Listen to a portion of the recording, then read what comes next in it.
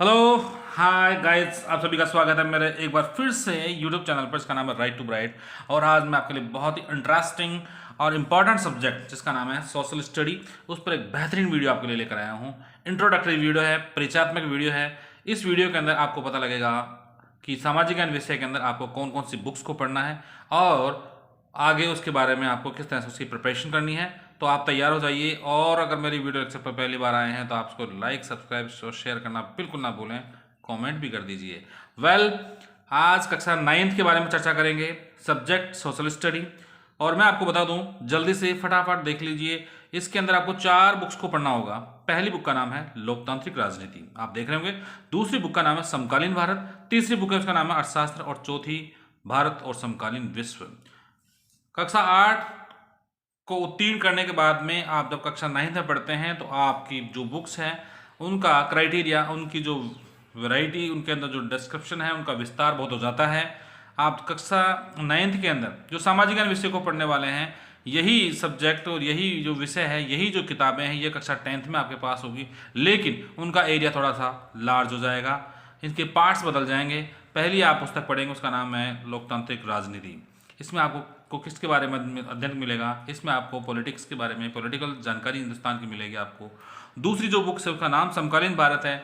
बहुत सारे बच्चे नहीं समझ पाते हैं कि समकालीन भारत इसका मतलब क्या होता है, तो मैं आपको बिल्कुल सिंपल आपको सामने लिख रखा है मैंने, भूगोल। इस पुस्तक के अंदर आप भूगोल के बारे में पढ़ेंगे। तीसरी पुस्तक जो होगी अर्थशास्त्र, बहुत इंपॉर्टेंट होती है, पूरी जीवन काम आती है अर्थशास्त्र। इकोनॉमिक्स तो पढ़ना ही पढ़ना है, एसएसटी आप पढ़ रहे हो तो इट्स सो इम्पोर्टेंट।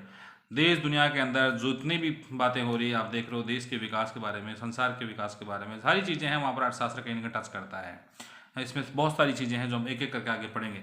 चौथा जो है, इस चौथी बुक है उसका नाम है भारत और समकालीन विश्व।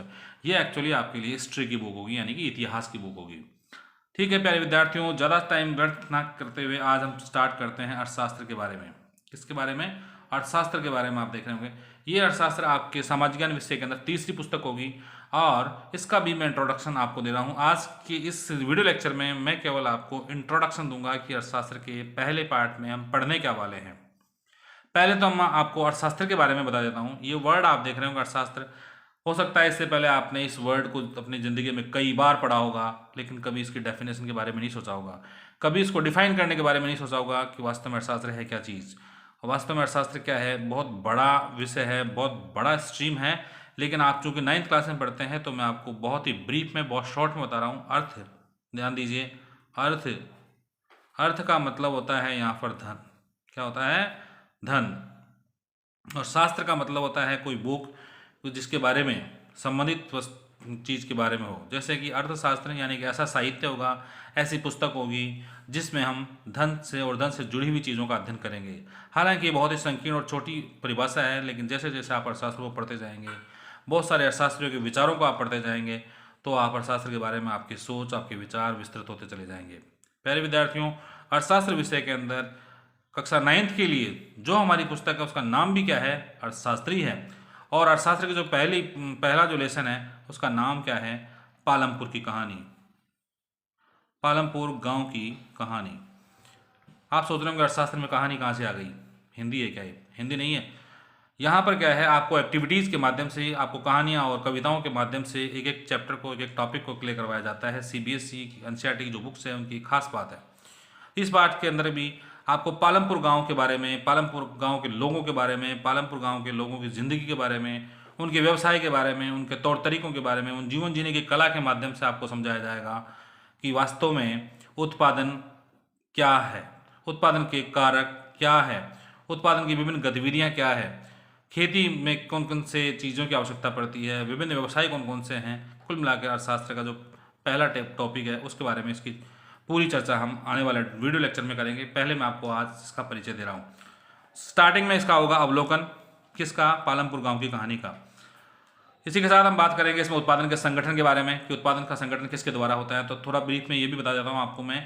उत्पादन, किसी भी उत्पादन को करने के लिए 4 चीज़ों की आवश्यकता पड़ती है। पहला है भूमि, क्या? भूमि। दूसरा होता है पूंजी, क्या? पूंजी। तीसरा होता है क्या? श्रम। चौथा क्या होता है? उद्यम। एक बार फिर से, पहला होता है भूमि, दूसरा पूंजी, तीसरा श्रम और उद्यम।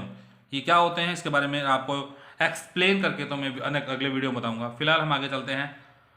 पालमपुर गांव में खेती। पालमपुर गांव में खेती। पालमपुर गांव में खेती कैसे होती है और अब से लेकर के आज तक का जो आज़ादी के बाद से लेकर के बहुत समय से लेकर के वहाँ किस प्रकार की चीज़ें हुई है, उसमें पहला इसमें बताया जाएगा आपको भूमि स्तर है, इसके बारे में काफ़ी सारा एक्सप्लेनेशन होगा। दूसरा इसमें होगा, तो दूसरे हम बात कर रहे थे, इसमें होगा क्या उसी भूमि से अधिक पैदावार करने का तरीका है।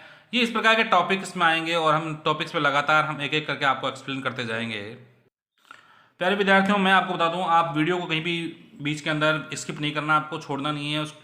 अगर आपको समझना है सामाजिक ज्ञान को तो आपको शुरू से लेकर आखिर तक मेरे वीडियो को कंटिन्यू देखना होगा। खैर देखिए, तीसरे नंबर पर जो इस टॉपिक में हम पढ़ने वाले होंगे वो है क्या भूमि यह धारण कर पाएगी। ये टॉपिक्स हैं, मैं आपको इंट्रोडक्टरी वीडियो बना रहा हूँ आज आपको कि इस चैप्टर में पढ़ना क्या क्या है। चौथे नंबर पे हमको पढ़ना होगा इसमें पालमपुर के किसानों में किस प्रकार वितरित की जाती है। फिर पांचवा, श्रम की व्यवस्था कौन करेगा। इसके बाद में आप देखिए छठा जो होगा, खेतों के लिए आवश्यक पूंजी कहाँ से आएगी, कौन देगा उसको। अधिशेष कृषि जो उत्पाद होंगे उसकी बिक्री कहाँ की जाएगी। और उसके बाद पालमपुर गांव में खेती के अलावा और भी क्रियाएं होंगी। कृषि क्रियाएं क्या है, गैर कृषि क्रियाएं क्या है वो। तो खेती के अलावा और जो कृषि क्रियाएं हैं, गैर कृषि क्रियाएं, वो क्या क्या हो सकती है। पहला है डेयरी, अन्य प्रचलित क्रिया है, डेयरी के द्वारा भी वहाँ के लोग अपना जीवन यापन करते हैं। दूसरा इसमें होगा पालमपुर में लघु स्तरीय विनिर्माण का एक उदाहरण भी उसमें पेश किया जाएगा। दो कहानियाँ ली जाएगी, उसके द्वारा आपको समझाया जाएगा। उसमें पालमपुर के दुकानदार, उनकी जीवन शैली के बारे में आपको बताया जाएगा, उनके व्यापार के बारे में, उत्पादन किस तरह से कर रहे हैं। और चौथा, परिवहन, तेजी से विकसित होता हुआ एक क्षेत्र। लास्ट में आएगा सारांश। प्यारे विद्यार्थियों, तो ये था एक इंट्रोडक्टरी वीडियो जिसमें हमने देखा कि इस पूरे चैप्टर के अंदर हमने ये भी देखा कि सामाजिक ज्ञान विषय के अंदर कौन कौन सी जो पुस्तकें हैं वो हम पढ़ेंगे। तो आपने देखा कि सामाजिक ज्ञान विषय की हम 4 पुस्तकें पढ़ेंगे। कितनी? तो हम बात कर रहे थे कि कितनी बुक हमको पढ़नी पड़ेगी सामाजिक ज्ञान में, ये मैं बता चुका हूँ। फिर से देखा, आप ध्यान दे दीजिए। पहली पुस्तक का नाम होगा लोकतांत्रिक राजनीति, जिसमें आप देश के और राजनीति के बारे में, पॉलिटिकल साइंस इसको हम बोलते हैं, उसके बारे में पढ़ेंगे। देश की सरकार, संसद आदि कैसे बनती है, कैसे निर्माण होता है, सरकारों का निर्माण कैसे होता है। दूसरी जो पुस्तक होगी उसका नाम होगा समकालीन भारत, और समकालीन भारत में आप किसके बारे में अध्ययन करेंगे, भूगोल के बारे में। तीसरी जो पुस्तक होगी वह अर्थशास्त्र, जिसमें आप समझते हो बजट, देश दुनिया किस तरह से व्यापार करती है, विकसित कैसे, विकास क्या होते हैं, कौन कौन सी गतिविधियां होती है, उत्पादन कैसे किया जाता है आदि। और चौथी जो पुस्तक होगी उसका नाम है भारत और समकालीन विश्व, ये आपके इतिहास के लिए पुस्तक होगी।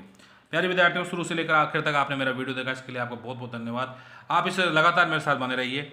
मैं निश्चित रूप से सामाजिक ज्ञान में आपको किसी प्रकार की कोई भी समस्या आने नहीं दूंगा। और आज आखिर में जाते जाते अपने माता पिता का जरूर सम्मान करें, गुरुजनों का सम्मान करें और मित्रों को भी बिल्कुल ना भूलें।